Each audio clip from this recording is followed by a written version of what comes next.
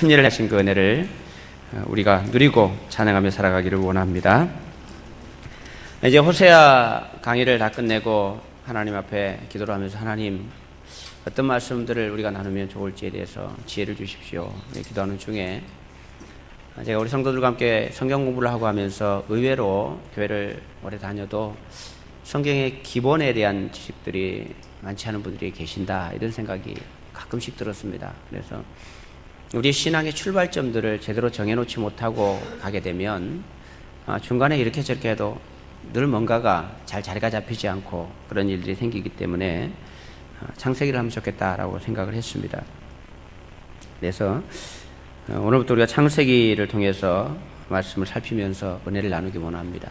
우리의 시작과 우리의 근원이 어떻게 된 것인지에 대한 그런 말씀들을 함께 배워보기를 원합니다. 창세기는 하나님께서 모세를 통해서 기록하게 하신 성경인데요, 창세기에는 이 세상이 어떻게 시작되었는지, 사람은 어떻게 시작되었는지, 사람은 무엇 때문에 만들어진 존재인지, 또 이 세상은 어떤 방향을 향해 나가는지, 그런 부분들을 우리에게 가르쳐 주는 것이 창세기입니다. 그래서 오늘 말씀의 제목은 모든 시작은 하나님으로부터라는 제목입니다. 따라해 보겠습니다.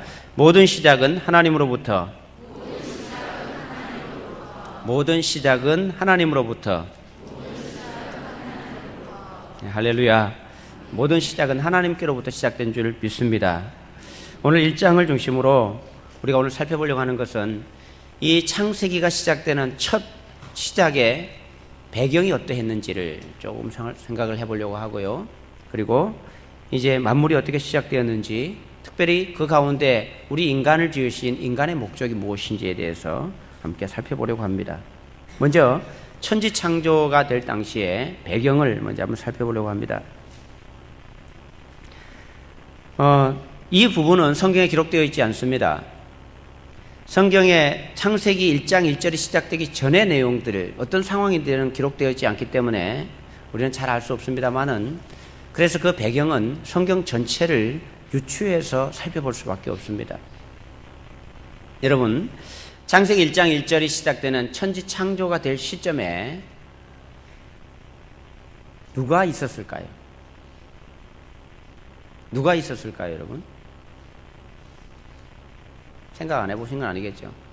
천지가 시작될 때 누가 있었죠? 하나님이 계셨습니다. 맞죠? 하나님이 계셨습니다. 이미 하나님은 존재하고 계셨습니다. 하나님 말고 또 누가 있었을까요? 네? 천사들이 있었겠죠. 또 누가 있었을까요? 마귀가 있었습니다. 창세기가 시작된 이후에 천사를 창조한 기사나 아니면 마귀가 생겨난 것에 대한 것들은 나와 있지 않습니다. 그런데 이미 창세기에부터 천사들이 등장하고 마귀가 등장을 합니다. 그런 걸로 봐서 창세기 1장이 시작되기 전에 만왕의 왕이시고 주인 되신 하나님과 함께 하나님의 피조물인 천사들과 마귀가 존재했습니다. 본래 하나님은 마귀를 만들진 않았습니다. 마귀를 만들지 않았는데, 마귀가, 천사가 타락한 것이 마귀잖아요. 하나님을 거부했던, 천사만 하나님께서 만드셨죠. 그런 존재들이 있었습니다. 그런데 천사에 대해서 성경이 명확하게 우리에게 설명을 해주지 않습니다. 그러나 대략적으로 성경 전체에 보면 천사를 부를 때 여러 가지 명칭으로 부릅니다. 천사, 그룹, 스랍, 아니면 하나님의 사자, 이런 명칭들로 불려집니다. 천사의 구조나 천사의 어떤 조직, 이런 면에 대해서는 성경이 정확하게 설명하고 있지 않기 때문에 잘 알 수 없습니다만은, 대략 천사는 세 부류로 나누어지는 것 같습니다. 이것은 이제 성경을 유추해서 성경학자들이 대략 정리한 것이기도 합니다. 하나님의 천사들 가운데 첫 번째 천사들은 하나님의 심부름을 하는 천사들이 있습니다. 그리고 두 번째 부류의 천사들은 하나님을 호위하고 또 군대와 같은 그런 개념의 천사들이 있습니다. 세 번째 천사들은 하나님의 보좌에서 하나님을 보좌하고 하나님을 찬양하고 섬기는 그런 위치에 있는 천사들도 있는 것 같습니다. 거기에 계급이 있는지 어떤지 그거 잘 모르겠습니다만은, 어쨌든지 그 천사들마다 천사장이 또 있었던 것 같아요. 그러니까 천사 가운데, 그 그룹의 천사 가운데 제일 높은 천사가 아니었을까 그렇게 유추해 보는 거죠. 근데 그 이름이 성경에 나오는 천사들이 있습니다. 하나님의 심부름을 하고 소식을 전하는 천사의 장의 이름이 가브리엘입니다. 들어보셨죠? 가브리엘 천사. 이 가브리엘 천사는 삼손이 태어날 때라든지, 그렇지 않으면 예수님께서 태어나셨을 때, 또 세례 요한이 태어났을 때, 이럴 때 미리 와서 소식을 전해줬던 천사입니다. 가브리엘. 그리고 두 번째, 하나님을 호유하고 군대와 같은 성격을 가진 그런 천사의 그룹의 장이 미가엘 천사입니다. 미가엘. 성경에 나옵니다. 뭐 이사야서 같은데, 다니엘서 같은 데도 나오기도 하고요. 그래서 미가엘 천사는 그 하나님을 호유하고 군대와 같은 개념의 어떤 그 천사들의 장이 아니었을까 그렇게 생각해 보는 것입니다. 그 세 번째 천사는 성경에 나오지 않는 이름입니다. 그러나 일반적으로 뭐 신학자들 사이에 아니면 일반적으로 그런 이름이 아니었을까 유추하는 이름 가운데 하나가 루시엘이라고 하는 천사 이름을 떠올립니다. 성경에 나오지 않기 때문에 정확한 건 아닙니다만은 대략 설명을 할 때 그렇게 설명을 합니다. 루시엘은 천사 가운데서 가장 뛰어난 천사였습니다. 하나님 가까이에서 보좌하고 하나님께서 가장 많은 재능과 가장 아름다운 모습과 가장 많은 능력을 주었던 천사가 아마 루시엘이었을 것이라고 생각합니다. 그런데 이 천사가 하나님 가까이에서 하나님을 보좌하면서 하나님을 거부하고 자기가 교만해져서 자기가 하나님처럼 되고 싶어서 하나님을 반역을 합니다. 그리고 하나님으로부터 쫓겨나게 되죠. 그 천사가 쫓겨나면서 이름이 루시퍼입니다. 루시퍼.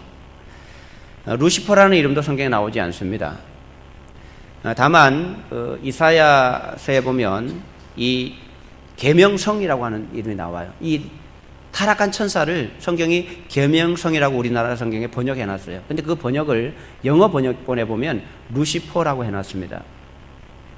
그래서 이 루시퍼가 하나님을 거부하고 배반하고 하나님을 대적하다가 쫓겨나서 자기 밑에 있는 수와 졸개들과 함께 이제 하나님으로부터 쫓겨납니다. 쫓겨난 공간이 성경에 보면 그 공간, 우주 공간 아니면 이 어둠의 공간, 공중의 권세 잡은 자 이런 표현들로 봐서 어떤 하나님의 성취가 이루어진 그 영역으로부터 한 어둠이 있는 곳으로 쫓겨났습니다. 그리고 그들이 그곳에서 세력을 잡고 자신들의 세력을 하나님을 대적하는 그런 존재들로 아마 있었던 상황인 것 같습니다. 봤을 때 창세기가 시작되는 시점의 이야기입니다. 하나님을 거부하고 그곳을 장악하고 하나님을 거부하는 세력으로 결국은 하나님께서 그들을 지옥으로 보내게 될 것입니다. 최후에. 그러나 아직도 지옥에 가지 않고 그들이 그 공간 안에서 자기 일정 기간이 있는 동안에 그 공간을 차지하고 있는 겁니다. 이런 배경 하에서 지금 창세기 1장이 시작되는 것입니다. 더 이상 성경이 뭐 천사들이나 그 다른 것에 대해서 언급하고 있지 않기 때문에 더 이상 언급할 수도 없고 알 수도 없습니다. 하나님은 그것을 우리에게 다 알려주시지 않으셨기 때문에 그 정도만 우리가 이해를 하면 되지 않을까 싶습니다. 그리고 그런 상황 아래서 이제 창세기 1장 1절이 시작됩니다. 창세기 1장 1절 선포를 시작합니다. 브레이시트 바라 엘로힘 이렇게 시작합니다. 히브리어입니다. 히브리어로 하나님이 태초에 창조하셨다. 하샤마임 웨엣 하에레츠 하나님께서 하늘과 땅을 창조하셨다. 이렇게 시작을 합니다. 뭐 그 배경에 뭐가 어떻다 하나님은 계시고 뭐 이런 설명 전혀 하지 않고 하나님이 계시다는 것도 무엇도 증명하려고 하지 않고 창세기 1장 1절이 딱 시작되면서 하나님이 천지 만물을 창조하셨다. 이렇게 시작을 하고 있습니다. 성경은 명확하게 이 세상이 어떻게 시작됐는지를 알려줍니다. 그런데 오늘날 시대를 지나오면서 많은 사람들이 하나님을 인정하지 않으려고 하잖아요. 눈에 보이지 않는 하나님을 어떻게 믿을 수 있느냐라고 하면서 이 땅은 어떻게 시작되었을까? 우리 인생은 어디서부터 어떻게 시작되었는가 하는 것을 스스로 찾아봅니다. 찾으면서 나름대로 방법을 찾고 나름대로 생각을 해서 내린 결론들을 이제 만들어가는 거죠. 여러분 지구가 어떻게 생겼는지 여러분 아십니까? 아주 소위 최고 엘리트라고 하는 똑똑한 사람들이 하는 이론이 이렇습니다. 빅뱅 이론 여러분 들어보셨습니까? 다양한 이론들이 있습니다만은 대략 그런 것입니다. 어느 순간에 이 우주가 폭발을 한 겁니다. 폭발을 해서 이 폭발은 이런 그 잔해들이 막 흩어지면서 이게 우주 공간 여기저기 떠돌아 있으면서 그곳에 생명체가 생겨나고 또 그곳에서 뭐 이렇게 이제 우주가 형성되어서 질서를 따라서 움직이게 된다고 설명을 하고 있는 것입니다. 여러분, 그럴듯할 것 같습니까? 안 그럴듯할 것 같습니까? 정말 말도 안 되는 이야기를 가지고 모두가 다 그렇구나 하고 지금 인정하고 가는 세대입니다. 우리 아이들이 학교에 가서 그렇게 배웁니다. 우리도 그렇게 배웠습니다. 성경은 어떻게 생겼는지에 대해서 답을 탁 줬는데 사람들은 그것을 인정하고 싶지 않으니까 나름대로 방법을 만들어서 우연히 생겼다. 이것은 우연히 생겼다. 여러분, 과학을 통해서 밝히면 밝힐수록 이 지구의 신비를 깨닫게 되는데요. 여러분, 이 지구가 얼마나 정확하게 만들어졌는지 과학자들이 알면 알수록 놀란다고 합니다. 여러분, 이 지구가 얼마나 정확하게, 지구가 어느 날 폭발한 곳에 땅덩어리 하나가 툭 떨어져 와가지고 그냥 우주 공간에 탁 매달리면서 그 매달린 우주 공간에 생명체가 생겨나고 이렇게 살아간다고 여러분 생각하시는 것은 과학적으로도 너무 말도 안 되는 이야기예요. 너무 말도 안 되는 이야기예요. 여러분, 지구의 크기에, 지구의 여러분 중력이라는 것이 있죠. 예를 들면 지구의 중력이라는 것이 있습니다. 이 지구의 중력이요, 얼마나 정확하게 계산되어서 중력이 있는 건지 여러분 아셔야 합니다. 지금 이 지구에 있는 중력이 지금보다 조금만 크거나 조금만 작으면 이 지구상에 사람이 살 수 없어요. 지구의 중력이 조금 크면요, 이 대기 중에 암모니아 가스는 다른 그 공기들이 함께 유입되어 오면서 사람이 숨을 쉴 수 없게 됩니다. 이 지구의 중력이 지금보다 조금만 작으면요, 이 대기 중에 있는 이런 산소들이나 또 이런 수증기들이 다 흩어져서 역시 사람이 살 수 없게 됩니다. 지구의 크기에 따라서 중력이 정해지는 거겠죠. 여러분, 지구 크기가 지금보다 2배 정도 되면 어떤 일이 생기냐 하면요, 우리 과학 시간에 배우잖아요. 원심력, 구심력 이런 거 배우죠. 지금보다 지구가 2배가 커지면 원심력이 너무 커져서 이 공기 중에 있는 공기들이 다 흩어져 버리게 되고, 너무 작으면 또 그 중력이 약해지기 때문에 역시 되지 않는, 그 과학자들이 계산한 거에 의하면요, 이 지구는 지금 크기 그대로가 아주 우리 생명체가 살기에 가장 적합한 크기로 만들어진 것입니다. 어쩌다가 이 폭발해서 생기는 이 덩어리 하나가 툭 떨어져서 이렇게 정확하게 계산되어서 생명체가 살 수 있는 공간이 우연히 만들어졌다. 그것도 이렇게 동그랗게 예쁘게. 여러분, 정확한 크기, 정확한 밀도로 지구가 반듯하게 서 있지 않고 23.5도 이만큼 기울어져 있잖아요. 이 기울어진 것도, 기울어지지 않으면 지구의 생명체가 제대로 존재할 수 없는, 하여튼 모든 면에 있어서 하나라도 틀어지면 되지 않는 정확하게 설계된 그 모습대로 이 지구가 존재하고 있는 것입니다. 그런데 사람들은 하나님을 인정하고 싶지 않으니까 우연히 만들어졌다고 억지를 부립니다. 그리고 우연히 만들어졌다는 것을 증명해 내려고 온갖 방법을 다 생각해내서 되지도 않은 가설을 시작으로 해서 뭔가를 만들어냅니다. 모래 위에 뭔가를 쌓는 것처럼 뭔가를 만들어내서 그것으로 박사학위를 받습니다. 박사가 된 거죠, 박사가. 그리고 그 박사들이 또 다른 이론을 만들어내서 자기들과 비슷한 이론을 만드는 사람에게 또 박사학위를 주고 박사의 박사를 거듭하면서 지금까지 왔습니다. 여러분, 과학이라고 하는 것이 다 나쁜 것은 아니지만 잘못된 가설 속에 세워진 과학들은 의미가 없어요. 저도 학교 다닐 때 과학을 참 좋아했습니다. 그러나 과학 속에 허구가 얼마나 많은가 하는 것을 누가 제일 많이 아냐 하면 과학자들이 가장 잘 압니다. 과학 속에 허구가 얼마나 많은지, 말도 안 되는 이야기들이 과학이라는 이름으로 우리 끝에 얼마나 많이 밀접하게 다가와 있는지 과학자들이 너무나 잘 알아요. 그래서 과학을 하는 그리스도인 과학자들이 이건 말도 안 된다. 이 과학을 하면 할수록 하나님이 계신 것이 너무 분명한데 이렇게 말도 안 되는 과학을 가지고 우리 아이들에게 가르치고 우리도 배워왔잖아요, 지금까지. 그래서 그것을 바꿔내는 작업들을 많이 하는데 우리 자녀들 가운데서 그런 자녀들이 많이 나왔으면 좋겠다, 그런 생각을 해봅니다.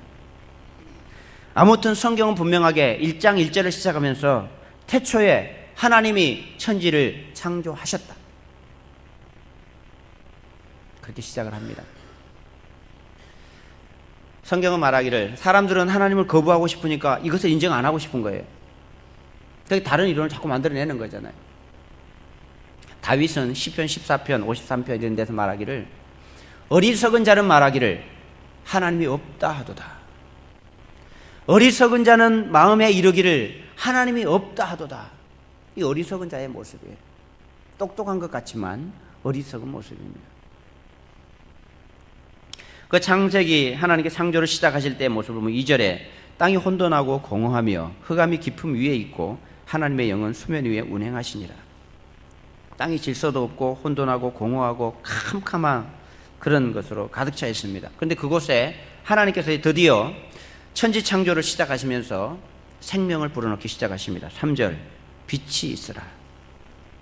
하나님께 빛과 어둠을 나누셨습니다. 6절 하나님이 이르시되 물 가운데 궁창이 있어 물과 물로 나뉘라. 물과 물로, 이 궁창은 우리가 지금 생각하는 우리 지구의 대기권을 말하는 것입니다. 여러분, 이 대기권도 여러분 우연히 생겨났다고 생각하면 곤란합니다. 우리가 이 대기권을 우리 옛날 여러분 과학 시간에 배웠던 거 한번 떠올려 보십시오. 고등학교 때 지구과학 뭐 이런 과학 시간, 오늘 과학 공부를 하는 시간은 아닙니다만은 하나님께서 얼마나 멋지게 이 땅을 만드셨는지 좀 생각해 보셔야 돼요. 이 대기권을 만드는데 대기권에는 주로 우리가 배웠던 거 여러분 기억나실지 모르겠습니다. 대륙권, 성층권, 중간권, 뭐 열권, 여러분 이런 거 들어보셨죠? 네, 대충 뭔지는 모르지만 기억나시죠? 이 대기권 안에 이제 그런 것들이 궁창 안에 생겨난 것입니다. 여러분 이것이 아주 중요합니다. 이 대륙권은요 기상현상이 일어나는 곳인데 이곳에서 지구를 따뜻하게 보호해주고 온도를 보호해주는 작용을 대륙권이 합니다. 그리고 성층권에는 오존층이 성층권에 있어요. 그래서 태양으로부터 오는 그런 나쁜 자외선 이런 것들을 차단해서 생명체가 사는데 지장 없도록 보호해주는 역할을 하게 되어 있습니다. 그리고 중간권이 없습니다. 중간권은요 그 외부로부터 날아오는 별똥별들 여러분 아시잖아요. 우주 속에 얼마나 많은 그 잔해들 파편들이 날아다니고 있는지.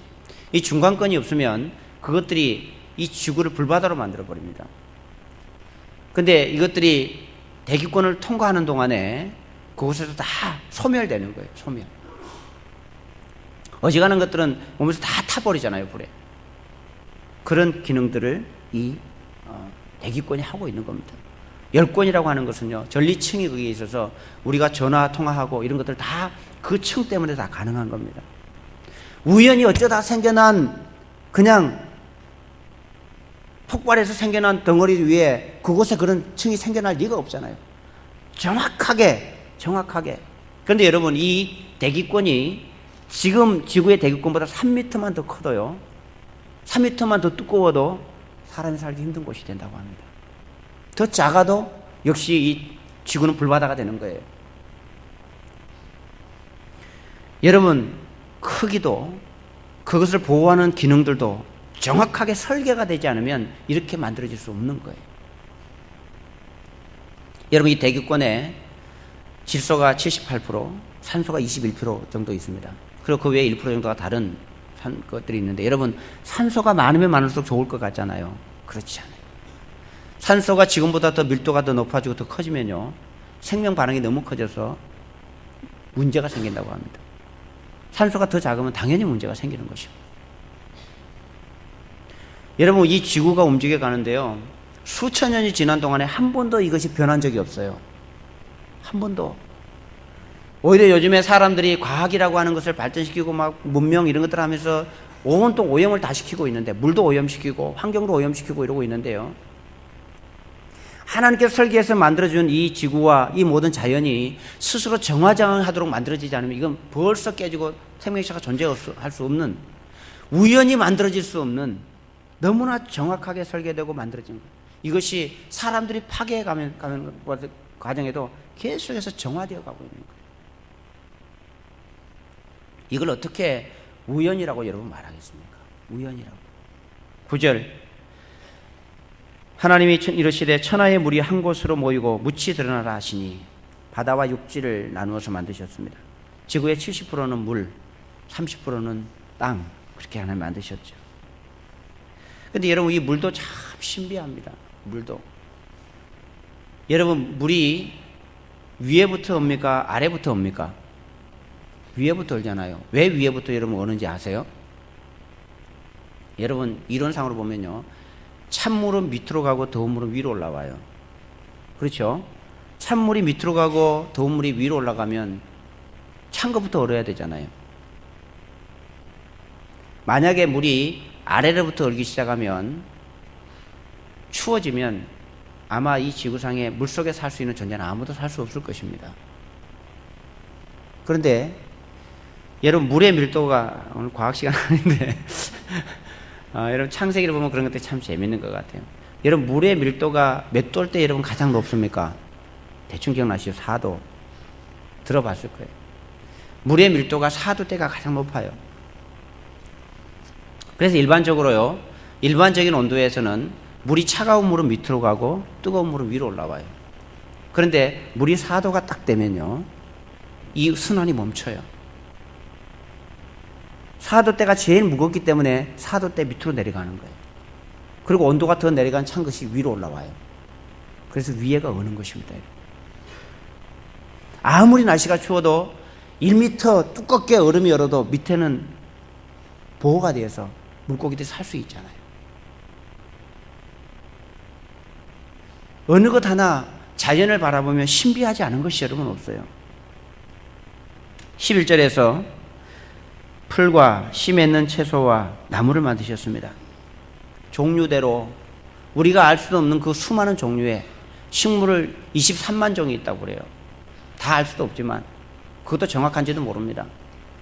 그런데 하나님께서 우리 인간들이 살아가는데요, 철 따라 과일을 주셔서 그 과일 안에 그 철에 필요한 영양소를 넣어놨습니다. 그래서 요즘에 보통 얘기 보면 제철 과일을 먹으라 그런 얘기를 하잖아요. 왜 그렇습니까? 추울 때는 몸을 보호하는 영양소를 먹어야 되고, 더울 때 그 땀을 많이 흘려서 수분이 많이 빠져나가면 그 수분을 보충하는 영양소들을 가진 과일들을 먹어야 되잖아요. 하나님께서 얼마나 정확하게 적절하게 만드셨는지 몰라요. 14절에서는 해와 달과 별을 만들었습니다. 오늘날 과학자들은 지구 저편 어딘가에 지구와 비슷한 어떤 그런 것이 있을 것이다, 그리고 그곳에 생명체가 살지 않을까, 이러고 연구를 하고 있습니다만은 모르겠습니다. 그러나 성경을 봤을 때는 그건 있을 수가 없는 이야기입니다. 하나님께서는 우주의 중심에 인간을 두시고 인간을 위해 모든 것을 창조하셨습니다. 이 지구는 우주가 폭발하면서 해와 달과 별 가운데 하나가 생겨나서 그냥 우연히 사람이 생겨나서 살게 된 것이 아니고, 하나님께서 모든 우주의 중심에 지구를 두시고 이 지구 위에 모든 존재들을 두시면서 사람을 그곳에 주인공으로 두신 거예요. 여러분 과학을 우리가 조금이라도 과학자 이런 거 필요 없어요. 우리가 대략적으로 과학을 조금만 알아도요, 하나님이 없이 이 땅이 존재한다고 하는 것이 불가능하다는 것을 금방 알 수 있습니다. 해와 달과 별이 정확하게 공정과 자전하면서 돌아가잖아요. 맞죠? 이게 틀어지면 난리 납니다. 근데 수천 년이 지난 동안에 한 번도 틀어진 적이 없어요. 그 힘과 그 속도와 그 거리와 어떻게 이게 여러분 유지될까요? 여러분 지구가 돌아가는 속도가 시속 1600km로 돌아갑니다. 알고 계시죠? 1600km. 어마어마한 속도로 돌아갑니다. 아마 우리 대기권이 없으면 우리 어지러워 죽을 겁니다. 다 날아가고 없겠죠. 이 지구가 돌아가는 속도와 맞물렸어요. 이 지구가 돌아가는 소리가 여러분 얼마나 큰지 아십니까? 그 소리가 우리 귀에 들리면 우리 고막 다 터집니다. 근데 하나님 그 소리를 다 막아두셨어요. 다 막아두셨어요. 지구가 1600km 속도 돌아가는데 여러분 비행기가 보통 700, 800km로 가거든요. 시속. 우리가 음속기 비행기 마하 몇 이렇게 하잖아요. 마하 속도보다 빠릅니다. 돌아가는 속도가. 이 어마어마한 속도로 자전을 하고 있는 이 지구, 공전하는 지구를 하나님께서 계산해서 우리는 그 느끼지 않는 가운데서 보호받으며 살게 하셨어요. 지구가 지금보다 조금 늦게 돌아가면요, 어떻게 되겠습니까? 조금 빨리 돌아가면 여러분 어떻게 되겠습니까? 조금 늦게 돌아가면요, 다 타서 죽고 다 얼어 죽고 그렇습니다. 낮이 되면 타고 밤이 되면 우는 거예요. 돌아가는 속도도 달과 이 지구의 거리도 8만 킬로가 되는데요, 이 거리가 너무 가까우면 온통 다 물바다 돼버립니다. 물이 올라와가지고. 너무 멀어도 될 일이 아니고. 여러분, 태양과 이 지구에서 보면요, 태양하고 지구하고, 태양하고 달하고 크기가 똑같이 보인대요. 그 먼 거리에 참 미적 감각도 좋으신가 봐요, 우리 하나님은. 아름다운 모습은 월식, 일식 이런 것도 똑같이 만들어서 딱 겹치면 가끔씩 재미있는 현상도 보여주시고. 여러분, 이게 우연히 될 수 있는 일이 아니잖아요. 뭐 다 얘기하려면 한도 끝도 없을 것 같고요. 이 지구상에 존재하는 식물은 25만 종, 생물, 동물들은 약 100만 종이 존재한다고 합니다. 우리 사람들 그거 다 알지도 못해요. 그것이 어떻게 생겨났는지조차도 우리는 규명을 못해요. 과학이 그렇게 발달하고 뛰어난다고 하던 인간들이 그 식물 풀 한 포기 갖다 놓고 풀 한 포기 어떻게 생겨나면서 어떻게 그것이 과정이 만들어지는지조차도 몰라요. 근데 그런 머리와 그런 지식을 가지고 하나님이 없다라고 눈을 가리고 얘기한단 말이에요. 그런다고 여러분 하나님이 없겠습니까? 인간이 똑똑하고 지혜로운 것 같은데요, 인간만큼 바보스러운 존재가 없어요. 이 하나님 앞에 하나님께서 처음부터, 성경은 태초에 하나님이 천지를 창조하셨다라고 시작을 합니다. 그러면 그런 줄 알면 되잖아요.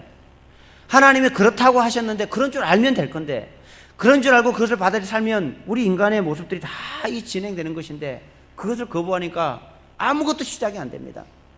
성경은 분명히 말합니다.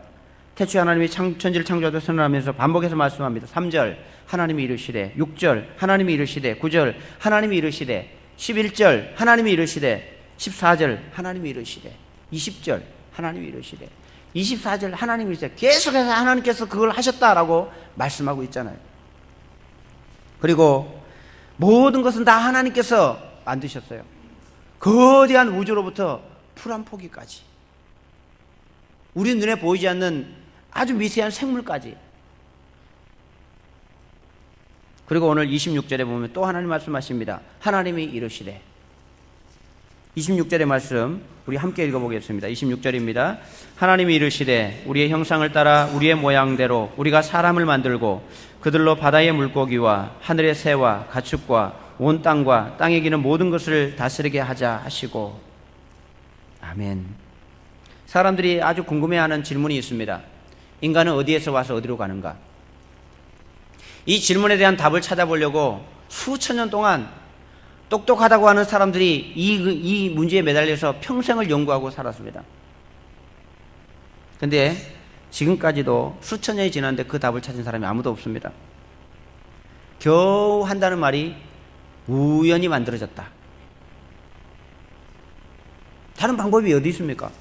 설명할 방법이 없잖아요. 진화되었다. 여러분, 그런 말을 하는 본인들조차도 그 말의 의미가 뭔지 모를 거예요. 그리고 아무도 그 말에 수긍을 안 해요. 그렇지. 그리고 박사학위를 줬는데 수긍을 아무도 안 해요. 그러니까 지금도 인간은 어디서부터 왔는가, 그리고 어디로 가는가 또 지금도 연구하고 있잖아요, 사람들이. 단언하건대 앞으로 수백, 수천 년이 지나도 답 안 나옵니다.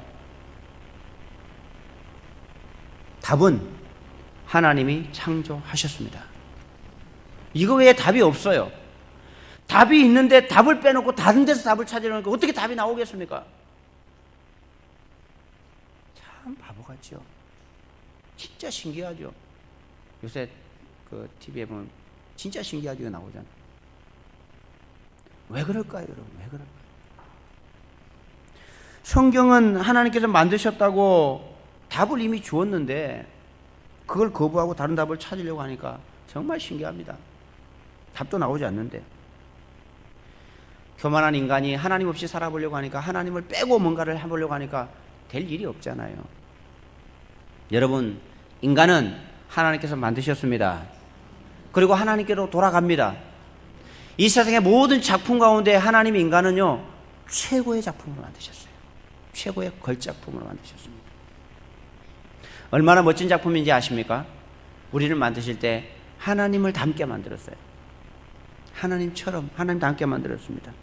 하나님의 형상을 따라 하나님의 모양대로 만들었다고 합니다. 그렇다고 외모가 하나님도 그럼 눈 두 개고 코 하나고 입 하나겠네 이렇게 생각하시면 안 되고, 하나님은 육신을 갖고 있는 분이 아니라 영이시기 때문에 우리 영이 하나님을 닮은 겁니다. 우리의 성품이 하나님을 닮은 거예요. 그리고 모든 만물을 만들어 놓고 하나님은 거기에 대해서 따로 만들어 놓고 보시기에 좋았다. 만들어 놓고 하기 너무 좋은 거예요. 하늘의 해와 달과 별을 만들어 놓고 나니까 너무 좋아요. 식물들을 쫙 만들어 놓고 과일을 만들어 놓고 너무 보기 좋아요. 아름답기도 하고. 동물들을 만들어 놓고도 좋았어요. 그걸로 끝이에요. 그런데 독특하게 인간은 만들어 놓고요, 그걸로 끝이 안 나요. 아, 인간 만들어 놓으니까 멋지네 이러고 끝나는 게 아니라 인간에게 하나님께서 의미를 부여합니다. 28절 말씀입니다. 28절 우리 함께 읽겠습니다. 하나님이 그들에게 복을 주시며 하나님이 그들에게 이르시되 생육하고 번성하여 땅에 충만하라. 땅을 정복하라. 바다의 물고기와 하늘의 새와 땅에 움직이는 모든 생물을 다스리라 하시니라. 아멘. 사람을 만들고는 사람에게 사명을 주셨어요. 할 일을 주셨어요. 다른 동물들이나 할 일 안 줬습니다. 그냥 자기 살고 싶은 대로 살면 되는데 인간만큼은 할 일을 주셨어요. 생육하고 번성하여 땅에 충만하고 땅을 다스리라. 처음 창세기가 시작될 때 배경을 말씀드렸습니다. 이 우주 공간에 악한 권세에 의해서 악한 권세들이 차지하고 있는 이 공간에 하나님께서 지구를 만드셨어요. 그 이곳에 하나님을 대신해서 이 땅을 하나님께로 회복해 갈 하나님의 대사들, 하나님의 사명을 담당할 사람들을 만드신 겁니다. 그리고 이 모든 자연 만물은 하나님께서 멋있게 보려고 만드신 것이 아니라 그 일을 감당하는, 그 일을 담당하는 사람들의 편의의 혜택을 주기 위해서 다 만들어 놓은 겁니다. 인간 존재를 위해서. 우리가 회사에서 다른 나라에 출장만 가도요, 집도 준비해주고 먹을 것도 준비하고 다 환경을 준비해 주잖아요. 하나님께서 우리에게 이 우주 공간에 완전히 하나님의 통치가 이루어지는 하나님의 나라로 만들고 싶은데 그곳을 차지하고 있는 악한 세력의 권세 한 중간에다가 하나님 지구를 만드시고 그곳에 사람을 만들어 주셔서 그들 안에서 하나님을 경배하고 찬양하는 존재들로, 그 공간이 하나님께 회복되는 공간으로 하나님께 만들고 싶어서 우리를 그 공간에 두셨다는 거예요. 그러니 하나님께서 인간의 모든 것을 다 제공해 주신 것입니다. 하나님께서 앞에서 만든 모든 것은요, 인간을 위해서 만드신 거예요. 인간의 존재를 위해서. 그래서 우리는 어떻게 살아야 되냐면 하나님 주신 사명을 따라 사는 존재입니다.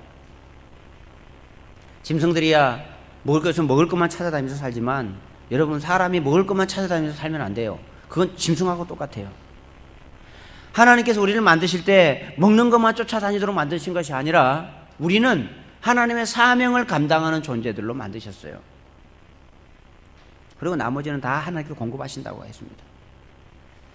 우리가 우리 인생을 어떻게 살아갈 것인가에 대한 표준을 성경 속에 기록을 하나님께 해두셨는데, 이 성경을 기준으로 해서 우리 신앙의 표준을 만들어 놓은 것이 몇 가지가 있는데, 그중에 우리가 신뢰하고 있는 것 중에 웨스트민스터 신앙고백서, 대소교리문답 이런 것들이 있습니다.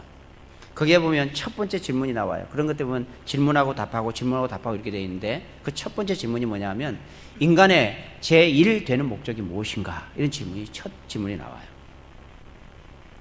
여러분, 인간이 존재하는, 우리가 존재하는 가장 중요한 첫 번째 이유가 무엇인가 하는 질문을 던지고 거기에 대한 답을 여러분 뭐라고 했는지 여러분 다 아시죠? 답은 하나님을 영화롭게 하고 그를 영원토록 즐거워하는 것입니다. 이렇게 되어 있습니다. 우리는 사명을 받은 존재이기 때문에 하나님께서 우리를 불러주신 그곳에서 우리의 사명은 하나님을 영화롭게 하는 거예요. 하나님께 영광 돌리는 것입니다. 그리고 그 하나님께서 주신 그 은혜와 그 능력 안에서 누리면서 기뻐하며 사는 것이 우리 인생의 존재 목적이라 그 말입니다. 우리는 하나님께 영광 돌리면 우리는 아무것도 아니고 하나님만 존귀한 존재가 되기 때문에 우리는 무시되는 존재라 이렇게 생각할지 모르지만 그렇지 않습니다. 하나님은 우리를 가장 존귀한 존재로 여기십니다. 그리고 이 사명을 감당하는 동안에 하나님께서는 모든 것을 다 누리도록 우리에게 혜택을 주셨습니다. 그런데 오늘날 사람들이 그 혜택을 하나님께서 주시는데, 사명을 따라서 하나님께 다 공급하시는데 사명을 따라 살지 않고 다른 먹을 것만 쫓아다니면서 내 입을 것 쫓아다니면서 하니까 일이 안 되는 거예요. 여러분, 우리가 하나님께 영광 돌린다는 삶의 의미를 여러분 잘 아실 겁니다. 예전에 제가 설명한 적이 있는데요. 하나님께 영광 돌린다라고 하는 그 영광이라는 단어 속에는 반영한다, 비춰준다, 그런 의미가 있어요. 우리가 하나님께 영광을 어떻게 돌리는가 하면 우리를 통해서 하나님의 모습을 비춰주는 겁니다. 그것을 좀 더 쉽게 우리가 사물을 통해서 설명해 보면 거울과 같은 존재라 이렇게 표현할 수 있습니다. 거울. 여러분, 거울 앞에 딱 서면 누가 보입니까? 하나님이 보입니까? 거울 앞에 서면 누가 보입니까? 내가 보이잖아요. 내가. 그것은, 거울은요 있는 그대로 내 모습을 보여줍니다. 이것을 표현이 좀 괜찮을지 모르지만 거울이 나에게 영광을 돌리는 거다, 그런 의미예요. 이해가십니까? 모습을 그대로 반영해주고 보여주는 거예요. 그것이 영광이에요. 태양과 달이 있잖아요. 우리 보름이 되면 한밤중에도 책을 펴면 달빛에 글씨가 보이잖아요. 근데 여러분 잘 아시잖아요. 달은 빛이 없잖아요. 달은 본래 빛이 없어요. 달빛은 어디서 온 겁니까? 태양으로부터 반사되어 온 거잖아요. 그죠? 이것을, 달은 아무것도 가진 것이 없어요. 빛을. 그런데 태양과 각도를 맞춰서 태양만 바라보고 있으면 태양이 그 빛을 비춰서 그 태양빛이 우리에게 비춰지는 것이 달이 태양에게 영광 돌리는 거라, 이렇게 설명할 수 있습니다. 우리가 하나님께 영광 돌린다는 의미가 이런 무엇인지를 설명하려고 하는 것입니다. 여러분, 우리가 하나님께 영광 돌린다는 의미가 뭐겠습니까? 하나님을 우리 속에 비춰서 다른 사람들에게 하나님이 계시다는 걸 보여주는 것이 하나님께 영광을 돌리는 것. 그래서 우리의 모습을 보면서 누군가가, 야, 나는 하나님이 계시는지 안 계시는지 나는 잘 모르겠어. 눈에 보이지 않으니까. 그런데 너를 보니까 하나님이 정말 계신 것 같아. 그런 분들 되기를 축복합니다. 이게 하나님께 영광 돌리는 겁니다. 우리의 삶을 통해서, 하나님이 살아계시는 삶을 통해서 사람들이 우리를 보면서, 야, 나는 잘 모르겠지만 너를 보니까 하나님 계시는 게 분명하다. 너를 통해서 무엇인가 이루어진 일들을 보면서 무엇인가 되지 않은 일들이 되고, 너는 기도한다던데 그 기도를 통해서 뭔가 이루어지는 걸 보면 틀림없이 너의 기도를 들어주는 걸 보니까 하나님 계시는 게 분명하다. 이런 얘기를 우리가 들을 때에 우리는 하나님께 영광 돌리고 있는 것입니다. 하나님을 보여주는 것이거든요. 요즘에 우리 목장들에서 소식이 들려오는 거 보면, 감사한 소식들이 너무 많아요. 목사님 이렇게 기도했는데요, 하나님께 기도를 들어주셨대요. 여러분, 교회 앞에 오다가 프랜카드 하나 걸린 거 봤습니까? 희한한 프랜카드 하나 걸려있죠. 콜도바 목장에서 프랜카드를 하나 걸었습니다. 자기 목장에 VIP가 있어. 아직 교회 등록 안 하신 VIP가 있는데 몇 달 전부터 아들 변호사 시험 친다고 기도해달라고, 그래서 목장이 모일 때마다 아마 기도하고 늘 기도했던 것 같아요. 근데 변호사 시험 합격을 했어요. 그래서 축하한다고 이제 붙여놓은 겁니다. 그런데 여러분, 그것뿐만이 아니라 우리 목장마다요, 여러분, 그것이 사람의 생각에는 뭐 자기 실력이 있으니까 됐겠지 이렇게 생각할 수 있을지 모르지만 그렇지 않습니다. 우리의 기도를 통해서 그분들의 고백이, 당신들의 기도를 하는 거 보니까 하나님 계신 것 같아요. 이상하게 목장에 나오면서, 나는 아직 교회 등록해서 아직 정식 신자가 되지 않았지만 당신들이 기도해주면 뭔가 일이 자꾸 잘 돼요. 이런 고백을 그분들이 한다고 제가 들었거든요. 여러분, 우리가 우리의 삶을 통해서 하나님을 보여주는 것이 하나님께 영광을 돌리는 것입니다. 우리는 그런 존재들이에요.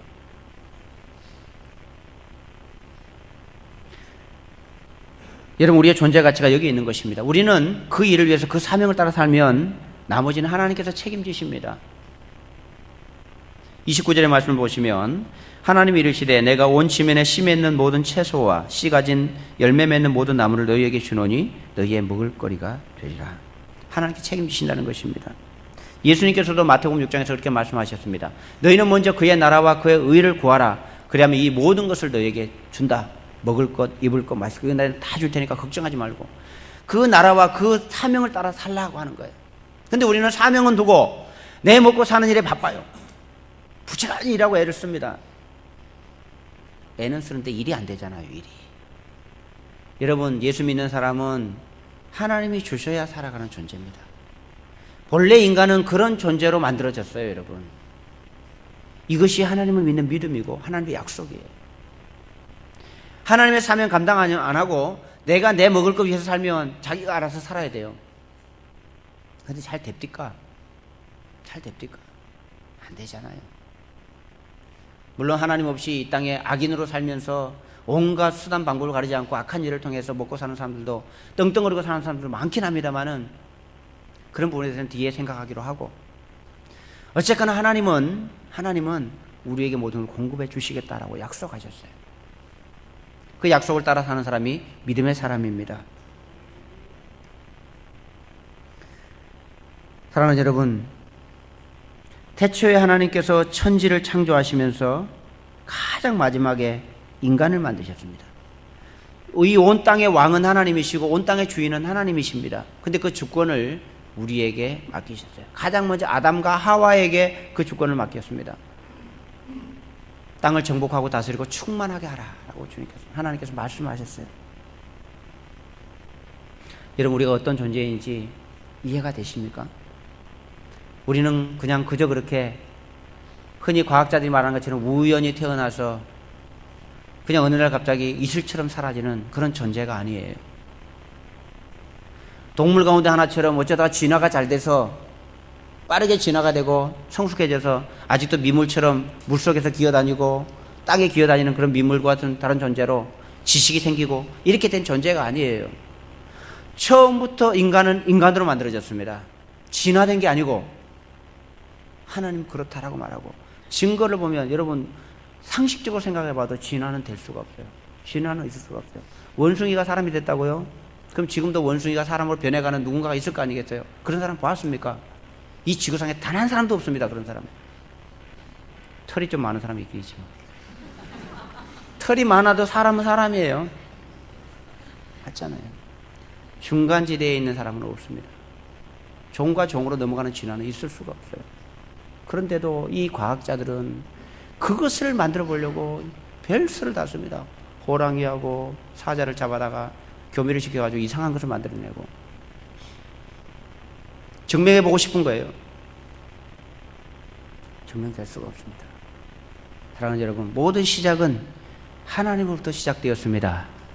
저와 여러분도 하나님으로부터 시작되었고 하나님께로 갑니다. 이것을 아는 자가 지혜로운 자입니다. 오늘 그것을 기억하시고, 나는 하나님의 최고의 작품이다. 그런데 이 땅에 먹고 사는 문제로 시시콜콜하게 그렇게 살아가는 것이 아니라 나는 하나님 영광 위해서 하나님께 맡기고, 하나님 내 데려간다 그러면 그냥 가면 되잖아요, 천국에. 뭐 쉬운 일은 아니지만 그런 믿음과 배짱은 있어야 될 거 아니겠어요? 하나님 나 굶기시면 그냥 굶을 거예요. 안 주면 내가 그냥 굶어 죽습니다. 하나님 그래도 나 하나님 영광 위해서 살아갑니다. 믿음 지키고 살아갑니다. 그런 고백으로 살면 하나님께 책임지실 줄 믿으시고 하나님의 멋지게 살아가는 성도들 되기를 주님의 이름으로 축복합니다. 우리 이 시간에 함께 기도하십시다. 하나님, 나에게 주신 사명이 있는데 제가 사명 놓치고 딴 일을 위하고 사는 것은 아닌지 하나님 이 사명 다시 회복시켜 주시고 하나님께 그렇게 살아갈 수 있도록 인도해 주십시오. 그런 마음으로 우리 1분 동안만 결심의 기도를 함께 드리도록 하겠습니다. 기도하겠습니다. 하나님 아버지 감사합니다. 우리는 미천하고 미련한 존재들이지만 하나님 우리를 향하여 말씀하신 주님의 은혜를 바라보며 주님 앞에 섭니다. 하나님, 우리가 어찌 하나님의 사람으로 우리가 만들어졌는지 오늘 말씀을 통해서 너무나 분명하게 말씀해 주신 데도 불구하고 우리는 자꾸만 다른 생각을 합니다. 우리를 흐리게 만들고